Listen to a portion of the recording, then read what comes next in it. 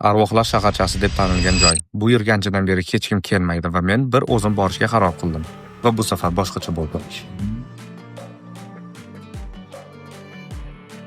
3 soatli yo'lni bosib o'tganimda har xil xayollar keldi va men nihoyat yetib keldim. Haqiqatan ham hech kim yo'q. Bir o'zim bo'lganimga qanaqadir boshqacha tuyuldi. Bino ichkarisiga kirishda boshladim. Internetda aytishlaricha anchadan beri hech kim kelmaydi va bu yerda ko'rishingiz mumkin. Pepsi-Colalar ham eski variantlari. Bu yerda turgan har xil qog'oz va gazetalarni o'qib ko'rdim, chunki menga bu yerda ma'lumotlar juda ham qiziq edi. Bu yer aniq restoran bo'lgan va men to'satdan bir xonaga kirib qoldim. Bu xona aynan juda ham katta insonning joyi bo'lgan, chunki bu oyliklar tarqatgan. Bu yerda turgan har bir cheklarni tekshirib chiqdi. Tasavvur qilyapsizmi? Oxirgi chek bu 2004-yil bo'lgan va u yerda turgan men seyfni ochib ko'rdim va mendan oldin kimdir kelib, mana shu pullarni olib ketgan. Bilsangiz agar, u paytlar bir pachka dollarda 10 ming emas, 2000 dollar bo'lgan. Har bir uskunalar juda ham eski va juda ham issiq havo. Keyingi xonalarga kirganimda har bir seyflarni ochib tashlashgan. Insofsizlar. Hidi juda ham yomon va odamni boshini aylantiradi. Havo juda ham issiq va menga bu ta'sir qildi menimcha. Va men bu yerdan chiqib ketdim. Va men yo'l yurishda davom etdim va videoni davomi bor. Meni kuzatishda davom eting. Eng zo'r kontentlar hali hammasi oldinda.